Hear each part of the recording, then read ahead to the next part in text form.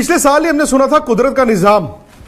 अब कुदरत का निजाम जो है किसी डिक्शनरी में डालना पड़ेगा, जैसे बेसबॉल डाला है, क्योंकि कुदरत का निजाम ना पाकिस्तान के लिए ऐसा लग रहा है कि चल रहा है। आपने आज का मैच देखा होगा भाई, वक्फे पे जब एक टीम ने 401 रन बोर्ड पर लगा दिए तो हर कोई, हम भी आप भी यही कह रहे थे कि ये क्या हो गया पाकिस्तान को, ये कैसी सोच है, दे पिटाई दे पिटाई दे पिटाई। पर न्यूजीलैंड पर सवाल उठता है अब, जो टीम 401 रन बना के भी मैच हार जाए, भाई वो टीम तो जाना डिजर्व नहीं करती सेमीफाइनल में। हाँ, पाकिस्तान की दिक्कत यह है कि उन्होंने लेट स्टार्ट किया है, वो बड़े मैच हारते रहे, सिर्फ बांग्लादेश, नेदरलैंड्स और श्रीलंका को हराया, तो वो भी डिजर्व नहीं करती। लेकिन हकीकत यह है कि फिलहाल पाकिस्तान ने यह मैच जिस तरह से जीता है, कोई बड़ी बात नहीं कि यही टीम सेमीफाइनल में जाए। इक्वेशन अभी भी मुश्किल है, लेकिन बात पहले आज के मैच की। वो जो बरसात आई उसने थोड़ी देर के लिए न्यूजीलैंड की हेल्प की, लेकिन दोबारा जो बरसात आई उसने ही न्यूजीलैंड के लिए जो मैच था वो दफना दिया।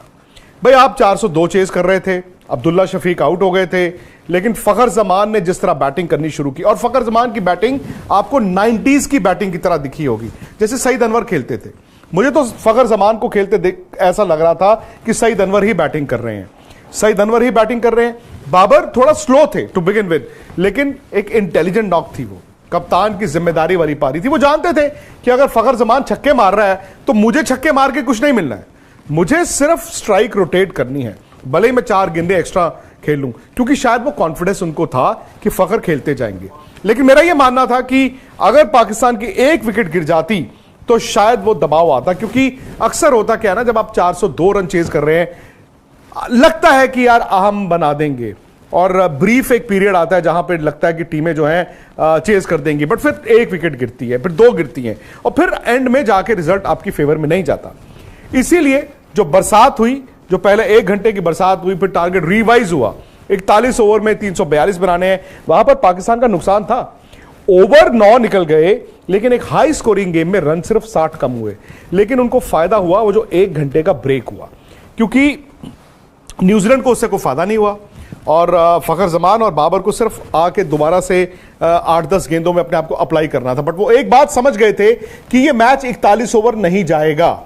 यहीं पर न्यूजीलैंड ने चूक की, क्योंकि पाकिस्तान जानता था कि भी बरसात दोबारा आएगी, हमें सिर्फ डकवर्थ लुइस में आगे रहना है और इतना मार्जिन लेके चलना है कि हम 41 ओवर नहीं सोच रहे, हम 41 ओवर में 342 नहीं सोच रहे, हमें सिर्फ डकवर्थ लुइस में 10, 15, 20 रन का जो इजाफा है वो करते रहना है।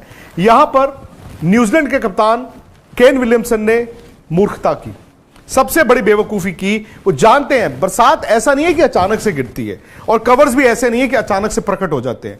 आमतौर पर आप भी टीवी पे मैच देखते हैं, वो बूंदें गिरनी शुरू होती हैं, वो हल्की हल्की हल्की हल्की बूंदें गिरनी शुरू होती है, फिर कवर्स आते हैं and then they go off. और मैं जब मैच देख भी रहा था तो वो लग रहा था कि बस यार ये 5-7 ओवर की गेम है। वहां पर उन्होंने क्या किया, ईश सोडी को शेरों के सामने डाल दिया। अब ईश सोडी लेग स्पिनर हैं और उनके सामने फखर जमान। उस ओवर में आए 20 रन, 20 रन आए उस ओवर में, और पाकिस्तान जब बाहर निकला उसके बाद तो बरसात इतनी हुई कि मैच होना ही नहीं था, 21 रनों से जीता है। सो बात वहीं आ जाती है कि न्यूजीलैंड ने भी तो पाकिस्तान के हाथों में खेला। पाकिस्तान ने द मोमेंट न्यूजीलैंड पे दबाव बनाया, न्यूजीलैंड जो है वो क्रैक कर गया। अब न्यूजीलैंड टीम का भी देखा जाए तो भाई अभी भी लगता है कि वो सेमीफाइनल में जा सकते हैं, क्योंकि नेट रन रेट पर अगर आप नजर डालें और पॉइंट्स टैली पर नजर डालें तो भाई टेक्निकली अभी भी 3 टीमें हैं, न्यूजीलैंड, पाकिस्तान, अफगानिस्तान, ये तीनों टीमें हैं। अब अफगानिस्तान इनसे आगे है, क्योंकि मैच भले ही वो 4 जीता है लेकिन खेला 7 है। आखिरी 2 मुकाबले उनके थोड़े मुश्किल टीमों से हैं। पता नहीं अफगानिस्तान करिश्मा कर सकता है कि नहीं। न्यूजीलैंड और पाकिस्तान का जो नेट रन रेट है वो थोड़ा सा बैलेंस आउट हुआ है। मुझे नहीं पता कि रनों के लिहाज से कितना फर्क पड़ा है, लेकिन चूंकि पाकिस्तान ने जल्दी रन बनाए तो हो सकता है जो 85 रन का इन दोनों के बीच या 15 ओवर का जो फासला था, हो सकता है कि वो तकरीबन अब 50 रन या 45 रन पर आ गया हो। मतलब 40-45 रन का दोनों टीमों के बीच नेट रन रेट का फर्क है। अब दिक्कत यह है कि न्यूजीलैंड ने 9 तारीख को मैच अपना आखिरी खेलना है श्रीलंका के खिलाफ। अब उस मैच में भी बैंगलोर में बरसात फोरकास्ट है, और फिर पाकिस्तान ने खेलना है इंग्लैंड के साथ 11 तारीख को अपना आखिरी मुकाबला। अब फर्ज कीजिए न्यूजीलैंड और श्रीलंका के मैच में बरसात हो जाती है, वहां पर पॉइंट्स शेयर हो जाते हैं। 1 पॉइंट न्यूजीलैंड को, 1 पॉइंट श्रीलंका को, फिर पाकिस्तान को सिंपल इंग्लैंड को हराना है और वो सेमीफाइनल में आ जाएगा। लेकिन अगर न्यूजीलैंड ने श्रीलंका को अपने आखिरी मुकाबले में हरा दिया, ऑब्वियसली वो 1 रन हो या 10 रन हो या 60 रन हो, उतने से जीतेंगे।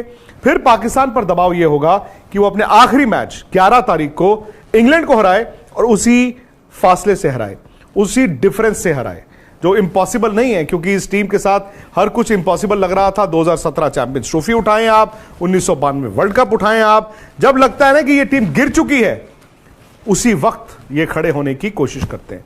तो भाई पाकिस्तान ने क्रिकेट अच्छी खेली, खासतौर से फखर जमान ने, और शायद इस तरह की 2 इनिंगें जो उन्होंने खेली हैं वो टीम में वो जोश भी भर दी है, वो ऊर्जा भी आ गई है।